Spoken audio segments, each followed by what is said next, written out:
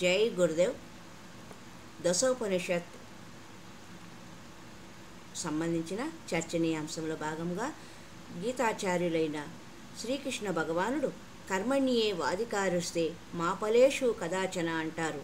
కర్మలయందు తప్ప కర్మ ఫలముల మీద మనకు ఎలాంటి అధికారము ఉండదు. పరీక్షల్లో జవాబు పత్రం రాసిన వారే మార్కులు వేసుకోరు కదా. కాబట్టి మనము జ్ఞాన విద్యార్థులము. ఇక్కడ ఒక ప్రశ్న తలెత్తుతుంది. ఈ జ్ఞానం అందరికీ అందుబాటులో ఉందా? ఎవరైనా దీనిని అభ్యసించవచ్చా? అలా వీలు కాదు. ఎందుకని అంటే ప్రతి విద్యకి ఒక అర్హత పరీక్ష ఉంటుంది. ఉన్నత విద్యలో చేరాలనుకునేవారు ప్రవేశ పరీక్షల్లో ఉత్తీర్ణులైతేనే కదా అర్హత లభిస్తుంది. ఉపనిషత్ విజ్ఞానం అత్యున్నత విద్య. దీని అర్హతలు విశిష్టము, విలక్షణము. చదువు ద్వారా పొందే విజ్ఞానం ప్రాపంచికము. అధ్యయనం ద్వారా లభించే జ్ఞానం పారలౌకిక, అంటే ప్రపంచ పరిధుల బయట లభించేది. అందుకే ఋషులు వనసీమలను తపోభూములుగా చేసుకున్నారు. అవన్నీ జ్ఞానశిఖర పీఠాలు. జ్ఞానప్రదాతను గురువు అంటారు. ఆయన అజ్ఞానాన్ని తొలగించి వేస్తారు. జ్ఞానేశ్వర మహారాజు తన గీతా వ్యాఖ్యానంలో శ్రీకృష్ణుని చేత అర్జునునికి చెప్పిస్తాడు. అర్జున, ఏది అజ్ఞానమో తెలుసుకొనుట ఏ జ్ఞానం. ఈ మాటను జాగ్రత్తగా అర్థం చేసుకోవాలి. ఇందులో ఎంతో లోతైన అర్థం ఉంది. అజ్ఞానంలో ఉంటూ జ్ఞానాన్ని ఎలా తెలుసుకోగలుగుతాము? మురికిని వదిలించుకోకుండా పట్టు వస్త్రాలను ఎలా ధరించగలుగుతాము? కాబట్టి ముందుగా మనము జ్ఞానం పొందడానికి అర్హత కలిగి ఉండాలి. అది లేనంతకాలం జ్ఞానము రహస్యంగానే ఉండిపోతుంది. అందుకే ఉపనిషత్ జ్ఞానాన్ని రహస్యము అని చెబుతారు. అత్యున్నత ఆధ్యాత్మిక జ్ఞానమంతా రహస్యమనే ఋషులు చెప్పారు. ఎందుకంటే అది అనర్హులు పొందితే అవహేళన చేయవచ్చు, విపరీత వ్యాఖ్యానాలు చేసి దుర్వినియోగం కూడా చేయవచ్చు. వెలుగును మృంగటానికి చీకటి వేచి ఉన్నట్లు ఆస్తిక జ్ఞానాన్ని అవహేళన చేయడానికి నాస్తికులు సిద్ధంగా కాచుకొని ఉంటారు. ఇక్కడ మనము గురువు పదాన్ని సరిగ్గా అర్థం చేసుకోవాలి. ఉపాధ్యాయులు, ఉపన్యాసకులు గురువులు కారు. లౌకికంగా అనడం వేరు.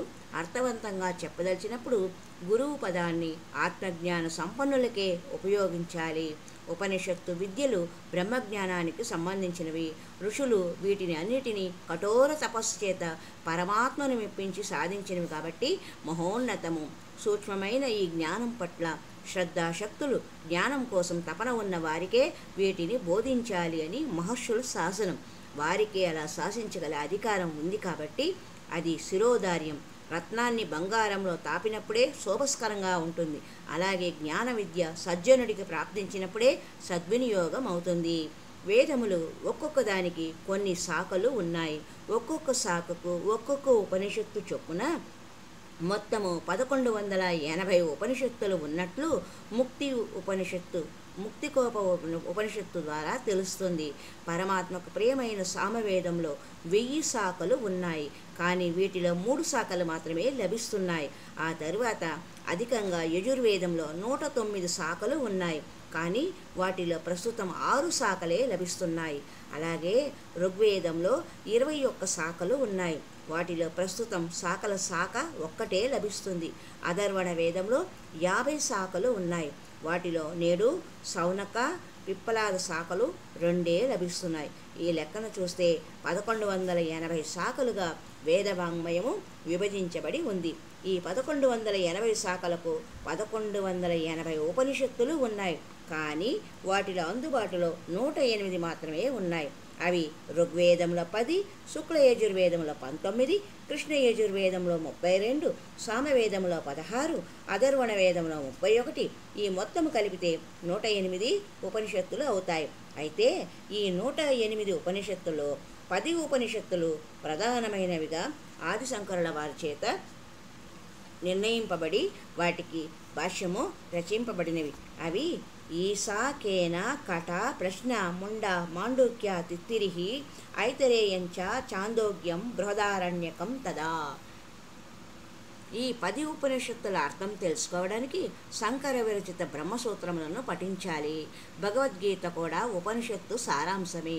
ఉపనిషత్తులు, బ్రహ్మసూత్రములు భగవద్గీతలను ప్రస్థానత్రయంగా వ్యవహరిస్తారు. మోక్షప్రాప్తికి ప్రస్థానత్రయమే సులభ మార్గము.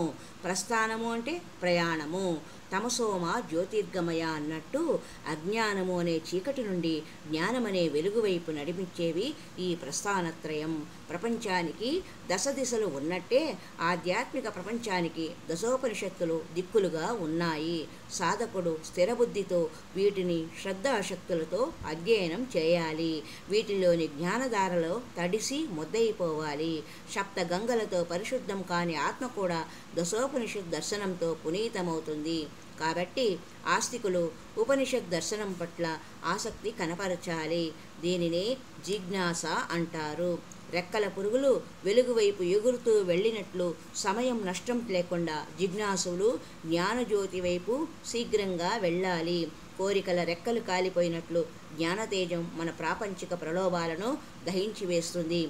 అప్పుడు మన మనోచాంచల్యం నశించి స్థిరబుద్ధి కలుగుతుంది. శ్రీ శంకరులు భాష్య రచన ద్వారా చెరుకు గడలోంచి తీయని రసం వెలికితీసి చేతికి అందించినట్లు అతి మధురంగా ఉపనిషత్ సారాన్ని సులభ గ్రాహ్యంగా మనకు అందించారు. అద్వైత సిద్ధాంతం అర్థం కావాలంటే శ్రీ శంకరుల భాష్యార్థాన్ని ఆకళింపు చేసుకోవాలి అని దశోపనిషత్తులోని సారాంశ విశేషం. హరి ఓం తత్సత్. మరికొన్ని విశేషాలతో మరి ఒక సంచికలో కలుసుకుందాం. ఓం తత్సత్. జై గురుదేవ్.